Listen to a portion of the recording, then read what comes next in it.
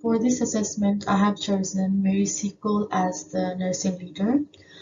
Mary Seacole was born in 1805 in Kingston, Jamaica, and lived an adventurous and well-traveled life for a woman of part African heritage during that era. Her mother was a Jamaican doctress who was a healer, and her father was a Scottish soldier. Mary got married in 1836, but he sadly passed away 8 years later. Mary learned nursing skills from her mother, who ran a boarding house for injured soldiers. Mary's mother had a significant influence in her life, as mentioned in her autobiography, The Wonderful Adventures of Mrs. Seacole in Many Lands. She mentions watching her mother care for the patients that gave her an ambition to become a doctoress.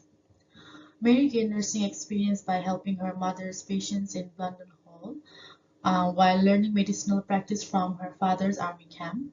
Her role included a mixture of nursing, midwifery, and an herbalist. In 1850, her knowledge about tropical diseases helped diagnosing and treating victims of cholera.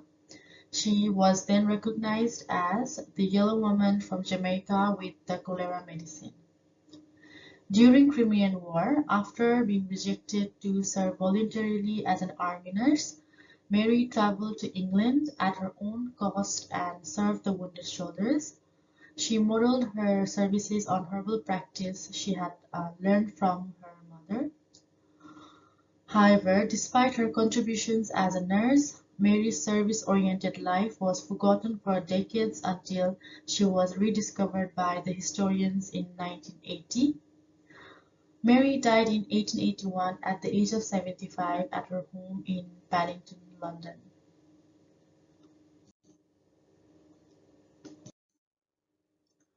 Now, talking about Mary's attributes and values, these are some of them, and I will be discussing two from the list.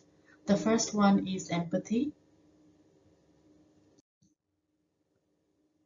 The concept of empathy is an important attribute in nursing as it is the basis of effective communication. Empathy is the ability to put yourself in someone else's place and sense the emotions and what someone is feeling.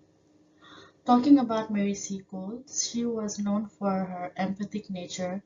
She nurtured her husband when he was unwell and served him as best as she could until he passed away. Only a few years later, in 1852, Mary traveled to Panama to help the victims of cholera epidemic. She herself suffered the disease briefly before coming back to health. Similarly, another instance of her empathy is when she traveled to Crimea to help the injured soldiers from the Crimean War. She opened her own hotel where she assisted the victims of Crimean War in whichever way possible. She provided food, medical remedies, wounded soldiers in their huts, dressed wounds despite the dangers of the battlefield. Although she never got formal education in nursing, her empathic nature led her to provide help with everything she knew. Due to her selfless nature, she was known as the Mother of the Army during the Crimean War. Another attribute I'll be talking about is determination. Mary Seacole's story is a wonderful example of self-determination and autonomy. Throughout her journey, she decided her own destiny and overcame the barriers of age, race, and class to achieve ambitions.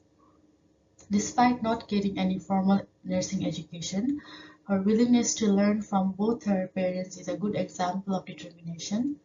During the cholera and yellow fever epidemic, although her treatment had moderate success, she used her knowledge in herbal medicine to find a treatment for it. Her determination to learn more about the pathophysiology of cholera led her to perform autopsy on a child who died of cholera. Furthermore, during the Crimean War, although she was rejected to provide trauma care for the injured and dying soldiers of Crimean War, her determination to help them led to fund her own journey to England and set up the British Hotel. The hotel had two floors, where the top floor was used for patient care and the bottom floor was used as a restaurant. She used the proceedings from the restaurant to treat the patients.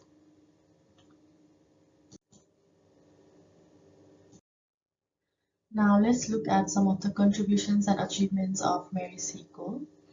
During the Crimean War, soldiers did not just die of war wounds, but also of fever, cholera, diarrhea, and dysentery. Mary Seacole provided with first-hand experience in public health care during cholera and relieved the symptoms of this infection illness by treating many soldiers suffering from it. When the outbreak spread, it became clear that the doctor was too inexperienced. Demonstrating leadership, Mary took control and attributed to the importance of hand hygiene, rest, ventilation, empathy, good nutrition, and care for the dying. She was also awarded a Sardinian Medal for her nursing contribution in the Crimean War. Similarly, after being rejected to serve in the Crimean War, she then built a British hotel all by herself in the summer of 1855 near the war. British Hotel served a nurse-led outpatient clinic where she assisted by prescribing remedies, providing food, dressing wounds for the injured shoulders, and served them selflessly. She treated so many victims of cholera that she developed skills as an epidemiologist, recognizing disease and its progression, manifestations, which became the treatment for preventative medicine in cholera. She was respected and loved by the soldiers for her service and was recognized as Mother Seacole to the British Army. In her honor, the Mary Seacole Awards was established to enhance leadership skills necessary to improve the health outcomes of Black and minority ethnic communities in England. The award has enabled nurses, midwives, and health visitors to develop their core leadership skills. Furthermore, the award has allowed Mary's vision and courage to be recognized and provide positive health outcomes to many neglected groups facing health inequalities. After the Crimean War, Mary was not in good health and was forced to declare bankruptcy. However, she was supported by various fundraisers and British high officials who recognized her courage and efforts to provide positive patient outcome. She also received proceeds from her autobiography she published and became a bestseller. A Seacole Fund and a grand military festival was held in Seacole's honor, which also helped manage Seacole's financial condition. Now, reflecting upon my research on Mary, her story has taught me the importance of leadership, determination, empathy, and hard work. Mary was always known to be a humble personality. However, when it was required for her to be assertive in making decisions, she demonstrated leadership skills. As a future nurse, I will use this skill into my practice. Along with having great communication skills, I also must ensure that my opinion is heard and I'm able to advocate for my patients. Having leadership skills allows nurses to make a difference in patient care and build confidence in them. As a nurse, I might come across situations where I might feel that the patient safety is compromised. In such scenarios, I need to ensure I voice my opinion and take all the necessary steps to care for my patients. Similarly, Mary Seacole faced multiple challenges and barriers along her journey. However, she never gave up on her dreams and was determined to achieve her goals. She went above and beyond to take care of the patients. Even after being rejected, she continued to fight for her dream to serve the wounded soldiers. This has helped me understand that a nurse must always be prepared for unpleasant situations, yet always strive for optimal patient care.